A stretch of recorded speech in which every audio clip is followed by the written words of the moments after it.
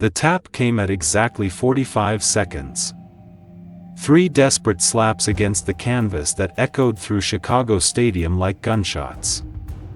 Big Bear Barbara Morrison, the reigning WWE Women's World Champion, at 275 pounds of pure muscle and aggression, was tapping out to a 140-pound martial artist she had publicly mocked just 20 minutes earlier. The crowd of 18,000 wrestling fans sat in stunned silence before erupting into the loudest reaction in the stadium's history.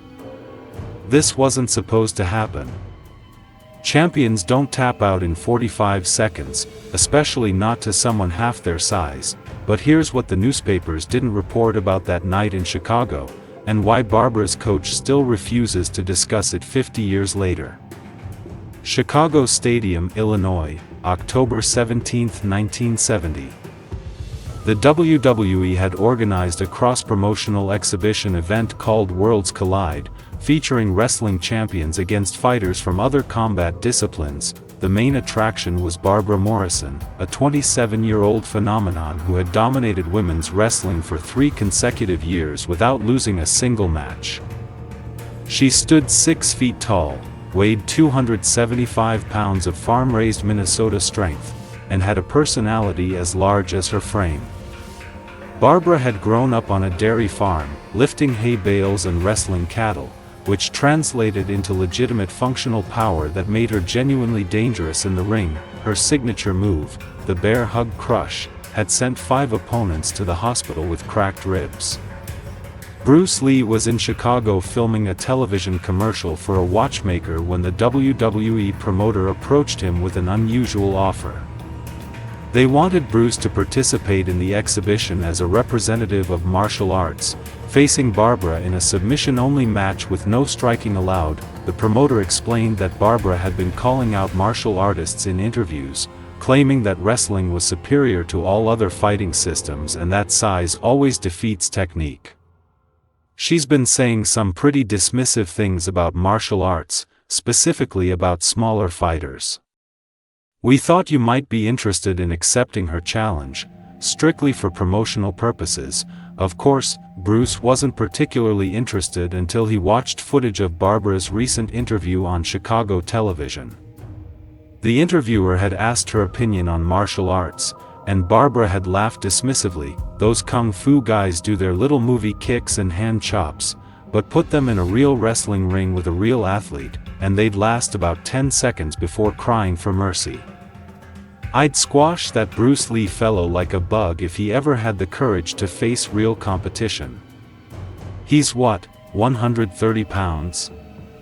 I've wrestled bulls bigger than him on my family farm. It would be embarrassing for him. Honestly, Bruce called the WWE promoter back within an hour and accepted the challenge under specific conditions.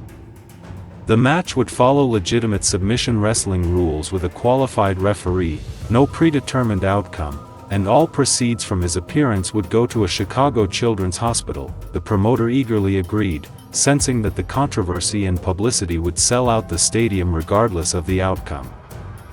Within 3 days, every ticket was sold, with scalpers getting triple face value outside the venue. The local newspapers ran daily coverage with headlines like "Movie star faces wrestling giant" and "David vs. Goliath in Chicago Stadium." The weigh-in took place the day before the match at a downtown Chicago hotel conference room packed with sports journalists and photographers. Barbara arrived first, looking even more imposing in person than on television. She wore a custom wrestling singlet that showed off arms thicker than most men's legs and a back so broad she had to turn sideways to fit through standard doorways. When she stepped on the scale, it registered 275 pounds exactly. She flexed for the cameras, her biceps measuring an astonishing 21 inches around, larger than many professional male bodybuilders. The crowd murmured appreciatively at her obvious physical dominance. Bruce arrived 30 minutes later wearing simple black pants and a white shirt, looking almost fragile next to the assembled wrestlers and photographers. When he stepped on the scale, it showed 140 pounds, meaning Barbara outweighed him by 135 pounds, nearly doubling his body weight. A journalist shouted from the crowd, Bruce, how do you plan to compete against someone twice your size? Bruce smiled calmly and responded in a way that made Barbara's expression change from amusement to irritation. Weight is just one variable in combat. Leverage, timing, and understanding of human anatomy are equally important. I respect Barbara's strength, but strength without technical knowledge has exploitable weaknesses. Barbara stepped forward, towering over Bruce by 8 inches, and spoke loudly enough for all the microphones to capture. Let me make this very clear, little man. Tomorrow night, I'm going to wrap you up like a pretzel, squeeze you until you can't breathe, and make you tap out so fast your movie director friends won't even have time to yell cut. This isn't choreographed cinema. This is real wrestling, and you're about to learn the difference between movie fighting and actual combat. She extended her massive hand for the traditional stare-down handshake. Bruce took it, noting her grip strength was substantial but not insurmountable, and maintained eye contact without flinching. The photographers captured the moment, the size difference shocking even in still images. October 17 arrived with unusual October warmth for Chicago. By evening, Chicago Stadium was packed beyond capacity, with 18,000 fans creating a deafening atmosphere.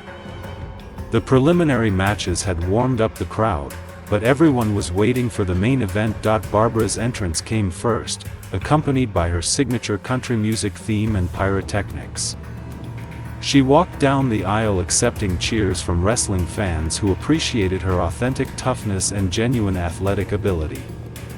She climbed into the ring, raised her arms, and the entire stadium shook with approval. Bruce's entrance was simpler but created an equally strong reaction. He walked to the ring in traditional black martial arts pants and no shirt, revealing his famously defined physique that looked almost anatomical in its muscular detail, despite weighing less than 140 pounds.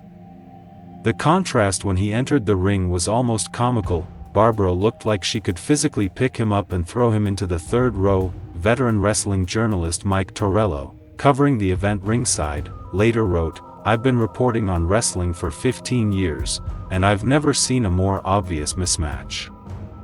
Barbara Morrison looked like a fully grown grizzly bear standing next to a house cat. The smart money was on her winning in under a minute. The referee, a former Olympic wrestling judge brought in specifically for credibility, called both competitors to the center of the ring and explained the rules one final time. This is a submission-only match. No striking, no biting, no eye gouging. You can use any grappling technique from any discipline. The match ends with verbal submission or 3 taps on the mat. Understood? Both competitors nodded. The referee positioned them in neutral starting stances about 6 feet apart and raised his hand. Fighters ready? Begin. Barbara immediately shot forward with surprising speed for her size, attempting to close distance and use her weight advantage. She had trained specifically for this match with her coach, developing a strategy to overwhelm Bruce with pure physical pressure before he could establish any technical position. Her plan was simple.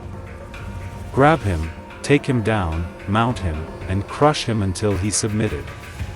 It was a sound strategy against most opponents, and it had worked flawlessly throughout her championship reign. Bruce moved laterally, avoiding the initial charge while staying light on his feet and maintaining perfect balance.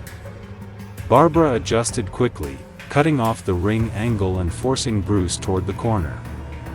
She lunged again, this time getting her hands on Bruce's shoulders and attempting to drive him backward into the turnbuckle. The crowd roared, sensing the beginning of the expected domination, but Bruce, instead of resisting the forward pressure, suddenly dropped his weight and shifted his hips in a technique borrowed from judo, using Barbara's own momentum against her mass. The result was Barbara stumbling forward past Bruce, her 275 pounds of committed force continuing in the direction she had intended, but without the resistance she expected.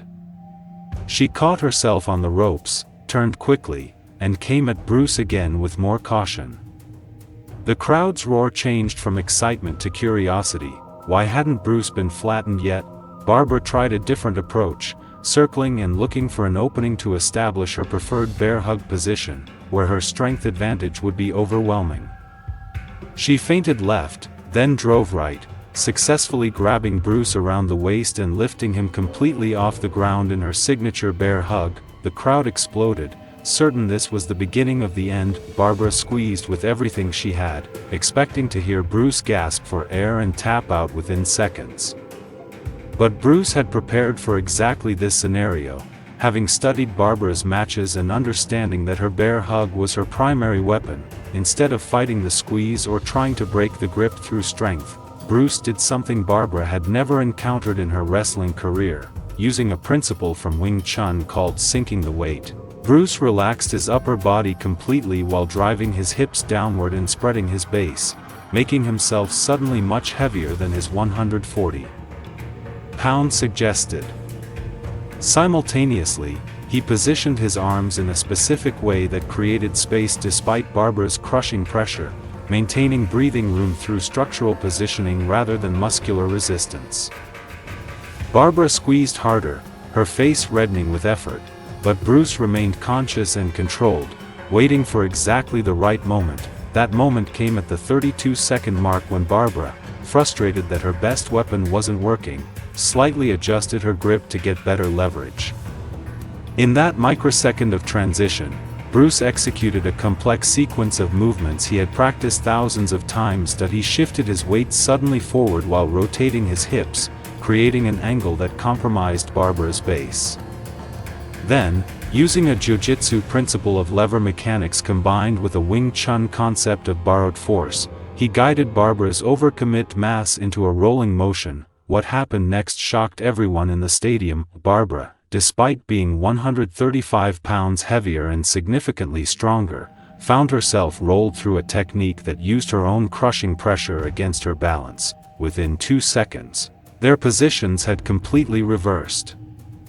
Bruce was now behind Barbara, who was face down on the canvas, with Bruce's legs wrapped around her torso and his arm positioned under her chin in what martial artists call a rear naked choke, but what jiu-jitsu practitioners recognize as a properly applied blood choke targeting the carotid arteries. Barbara, experienced in wrestling but not in submission grappling defense against someone who had studied the technique at the highest level, immediately felt the pressure on her neck and the restriction of blood flow to her brain. She tried to stand up, using her significant strength advantage to power out of the position. But Bruce's leg position and hip control made it mechanically impossible for her to generate the leverage she needed. She tried to roll, but Bruce's body moved with hers, maintaining the position perfectly. She reached back, trying to grab his head or break his grip, but his positioning made him unreachable. The pressure increased, not from muscular strength, but from precise positioning that allowed Bruce's entire body structure to generate force through optimal leverage. Barbara's vision began to narrow, the telltale sign of reduced blood flow to the brain. She had perhaps 3 more seconds before losing consciousness completely. Her coach was screaming from ringside, but she couldn't process the words. Her survival instinct took over. She slapped the mat once, twice, 3 times. Tap out. Submission. 45 seconds, the referee immediately signaled the end of the match, and Bruce released the hold instantly, helping Barbara sit up to ensure she recovered safely. The stadium was silent for a heartbeat before erupting into absolute chaos. Half the crowd was cheering in disbelief. The other half was booing in disappointment. Everyone was standing, because what they had just witnessed contradicted everything they thought they knew about size and strength in combat. Barbara sat on the canvas, breathing heavily, her hand on her neck, staring at nothing in particular. She had trained her entire life, had never lost a match, and had been submitted in 45 seconds by someone she outweighed by 135 pounds. Bruce extended his hand to help her stand. She looked at it for a moment, then took it and pulled herself up. The respect was genuine on both sides. The post-match interview in the ring captured Barbara's honest reaction. I don't understand what just happened. I had him in my bear hug, my best move, and somehow, I don't know, he did something. And suddenly, he was behind me, and then I couldn't breathe, and I had to tap out or pass out. That wasn't wrestling. That was something else entirely. Bruce's response was characteristically educational rather than boastful. Barbara is incredibly strong, stronger than anyone I've ever grappled with. But strength alone cannot overcome proper technique and positioning. What I used was a combination of jiu-jitsu submission grappling and Wing Chun body mechanics. It's not about being stronger. It's about being more efficient with the strength you have. October 17, 1970. Chicago Stadium. 18,000 witnesses. 45 seconds that changed Barbara Morrison's perspective on combat and influenced her to spend the next 2 years studying submission grappling to add to her wrestling foundation. She went on to defend her WWE Championship 4 more times before retiring in 1973. And she always credited the Bruce Lee match as the most valuable 45 seconds of her athletic career. Bruce donated his appearance fee to children's hospitals as promised and never publicly discussed the match again, considering it a simple demonstration of technique rather than a personal achievement worth celebrating.